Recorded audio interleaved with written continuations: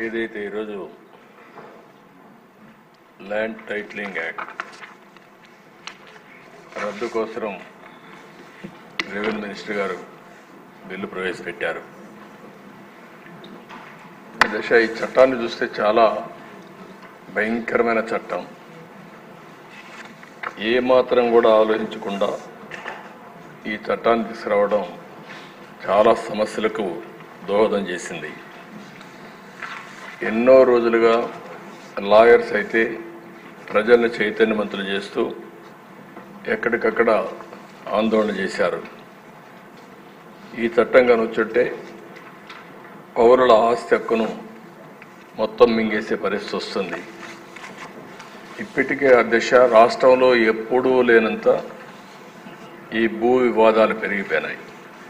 చాలా దిక్కలు ఇప్పుడు నా నియోజకవర్గం కుప్పం నియోజకవర్గంలో చూస్తే ఎప్పుడూ నాకు ఒక్క కంప్లైంట్ కూడా రాలేదు. 40 ఏళ్ళ నుంచి నేను అక్కడ సీఎంగా, ముఖ్యమంత్రిగా, ఎమ్మెల్యేగా, ప్రతిపక్ష నాయకుడిగా ఉన్నాను. ఈ 5 ఏళ్లలో జరిగిన అవకతవకలు ఆ నియోజకవర్గంలో ఎక్కువ కంప్లైంట్లు వచ్చేది భూ వివాదాలపైన వచ్చాయి. నేను చిన్న చిన్న మీటింగ్లు పెట్టుకొని మాట్లాడేటప్పుడు ఏదైతే 22A ఎవరైనా భూమి ఉంటే దాని పక్కన 22A అని వేసేస్తే అది ప్రభుత్వ భూమి అయిపోతుంది. అక్కడి నుంచి ఎవరైతే సెటిల్మెంట్ చేసుకోవాలనుకుంటారో వీళ్ళందరూ రావడం, నెగోషియేషన్స్ మొదలు పెడతారు. లేకపోతే ఇది గవర్నమెంట్ భూమి అవుతుంది. మనం కానీ ఒప్పుకుంటే, వాళ్ళు ఒప్పుకుంటే దాన్ని ఆటోమేటిక్గా మళ్ళీ ప్రైవేట్ భూమి కింద 22A తీసేసి మళ్ళా ప్రైవేట్ భూమి కింద సెటిల్మెంట్ చేసుకునే పరిస్థితికి వచ్చారు. అధ్యక్ష, టెక్నాలజీ కూడా చాలా ప్రమాదం. నేరస్తుల దగ్గర టెక్నాలజీ ఉంటే మొత్తం మార్చేయడం, రికార్డులు మార్చడం చాలా ఈజీగా అయిపోయే పరిస్థితి వస్తుంది. ఇప్పుడు దానికి తోడు మీరు చూస్తే అధ్యక్ష, ఇటీవల కాలంలో ఇవన్నీ కూడా సెంటిమెంట్స్ ఉంటాయి. భూమి అనేది తరతరాలుగా వారసత్వ ప్రకారం వస్తుంది. మా తాత, మా ముత్తాత ఇచ్చిన భూములు ఇప్పుడు కూడా మాకు వస్తూ ఉంటాయి ఆ కుటుంబానికి.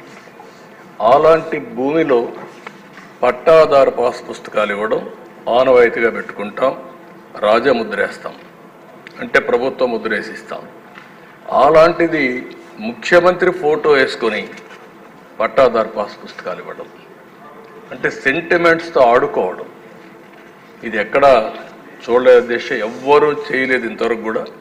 అలాంటివి చేశారు. అప్పటికే ప్రజల్లో చాలా కోపం ఉంది, ఆవేదన ఉంది, ఆవేశం ఉంది. ఏమీ చేయలేని పరిస్థితిలో ఉన్నారు. అయితే ఇటీవల భూ సర్వే కూడా అన్నారు.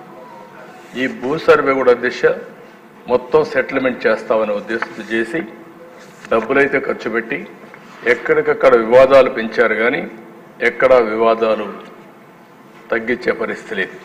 దానిపైన కూడా నేను చాలా స్పష్టంగా చెప్పాను. హోల్డ్ చేశాం, స్టే చేశాం. ఇవన్నీ క్షుణ్ణంగా స్టడీ చేసిన తర్వాతనే చేస్తామని చాలా స్పష్టంగా హామీ ఇచ్చాం. అధ్యక్ష, ఈ చట్టం వల్ల పౌరుల ఆస్తి మొత్తం లాగేసే పరిస్థితి వస్తుంది. అంటే ఇంకా రాను ఇందులో మీరు చూస్తే అధ్యక్ష వెరీ ఇంట్రెస్టింగ్. నేను అన్ని మీటింగుల్లో మాట్లాడాను.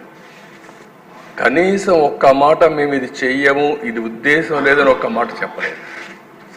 అంటే ఇందులో చూస్తే భూ వివాదంలో 533 సివిల్ కోర్టు అధికారాలని సెక్షన్ 335 నిషేధిస్తుంది. అంటే ఇంక అధికారం లేదు. ఎక్కడికి పోవాలి? నేరుగా హైకోర్టుకి వెళ్ళాలి. ఎంతమంది హైకోర్టుకి వెళ్ళగలుగుతారు? అంటే ఇక్కడ ఏ విధంగా పెట్టారో మనకు దీన్ని బట్టి అర్థమవుతుంది. ఇంకొక పక్క ఏ వ్యక్తినైనా ల్యాండ్ టైటిలింగ్ ఆఫీసర్గా నియమించుకోవచ్చు 5(1).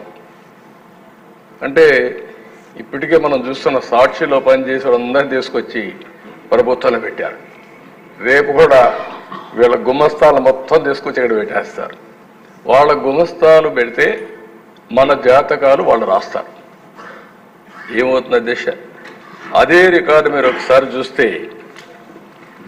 ఎవరైనా సరే ఈ భూమి నాదని ఒక పిటిషన్ పెడితే ల్యాండ్ ట్రిబ్యునల్కి వెళ్ళిపోతుంది. ఇంక ట్రిబ్యునల్కి వెళ్ళిపోతుంది, ఆర్బిట్రేషన్. అంటే ఇంకా మన చేతుల్లో లేదు ఇది. అంటే మీరు వివాదాలు పరిష్కారం చేయవలసిన ప్రభుత్వం ప్రైవేట్ ఆస్తులను లాగేయడానికి ఎత్తుగడేసే పరిస్థితికి వచ్చారు. ఇవన్నీ కూడా దిశ 1-2 కాదు. ఇందులో మనం చూస్తూ ఉంటే భారత వారసత్వ చట్టం రాజ్యాంగంలోని ఆర్టికల్ 21, 246, 300కు విరుద్ధంగా ఉంది. ఇంకో పక్క ఈ సెక్షన్లో ఉండేటువంటి ఈ చట్టంలో ఉండే సెక్షన్లు 10, 13, 14, 15, 25, 34, 36, 46 రాజ్యాంగ విరుద్ధంగా ఉన్నాయి. ఇవే కాకుండా ఈ చట్టాన్ని అమల్లోకి తెస్తూ జారీ చేసిన జీవో నెంబర్ 512 రహస్యంగా దాచిపెట్టారు. మనం అడిగితే దానికి సమాధానం కూడా చెప్పలేని పరిస్థితి వచ్చారు. ఇలాంటివన్నీ చూసిన తర్వాత దిశ చాలా ప్రమాదకరమైన చట్టం. నేను మిత్రులు పవన్ కళ్యాణ్ గారు కూడా కొన్ని మీటింగుల మీద చాలా స్పష్టంగా హామీ ఇచ్చాం.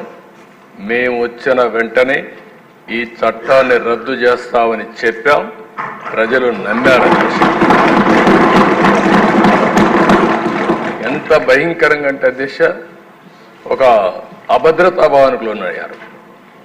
మళ్ళీ దుర్మార్గమైన ప్రభుత్వం వస్తే మా ఆస్తులకు మాకు రక్షణ ఉండదు అనే పరిస్థితికి వచ్చారు. అధ్యక్ష కొంతమంది ఇక్కడి నుంచి అమెరికాకి వెళ్ళారు, వాళ్ళకి భూములు ఉన్నాయి, వేరే దేశాలకు వెళ్ళారు, వేరే రాష్ట్రాలకు వెళ్ళారు.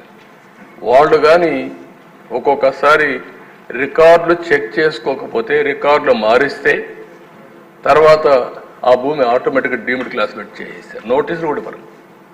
ఇలాంటి చాలా ఉన్నాయి దేశ.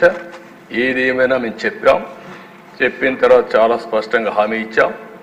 హామీ ప్రకారం మొదటి సంతకం ఏదైతే నేను చెప్పానో డిఎస్సి అని మొదటి 5 సంతకాల్లో ఈ ల్యాండ్ టైటిలింగ్ యాక్ట్ కూడా పెట్టి రద్దుకు ప్రతిపాదన పెట్టాం. మొదటి క్యాబినెట్లో దీన్ని ఆమోదించాం. మొదటి అసెంబ్లీలో దీన్ని మళ్ళా ఈ చట్టాన్ని రద్దు చేయడానికి ఇది ప్రవేశపెట్టాం. ఇది మా చిత్తశుద్ధిని మరొక్కసారి తెలియజేసుకుంటూ సభ్యులందరూ కూడా దీన్ని ఏకగ్రీవంగా బలపరిచి ఈ నల్ల చట్టానికి మంగళం పాడాల్సిందిగా మరొక్కసారి ప్రార్థిస్తూ ఈ ప్రభుత్వం ఏ మాత్రం కూడా అజాగ్రత్తగా ఉండం, ప్రజల ఆస్తులు కాపాడుతాం, ప్రాణాలకు రక్షణగా ఉంటాం. ఇలాంటి చట్టాలను ఎట్టి పరిస్థితుల్లో ఆమోదించమని మరొకసారి తెలియజేసుకుంటూ మీ దగ్గర సెలవు తీసుకుంటాను. మంత్రి గారు మీరేం క్లారిఫికేషన్ ఇవ్వాలంటే ఇవ్వచ్చు.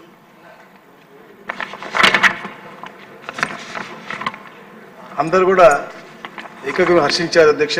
ఎందుకంటే రిపీల్మెంట్ అనేది ఈ యాక్ట్ ఒక రిపీల్మెంట్ ఎంత అవసరమో సామాన్య మనిషితో పాటు ప్రతి ఒక్క అంటే ఆస్తి ఉన్నప్పటికీ లేనప్పటికీ కూడా ఇలాంటి చట్ట వ్యతిరేకమైనటువంటి నల్ల చట్టాలు ఉన్నటువంటి ఈ యొక్క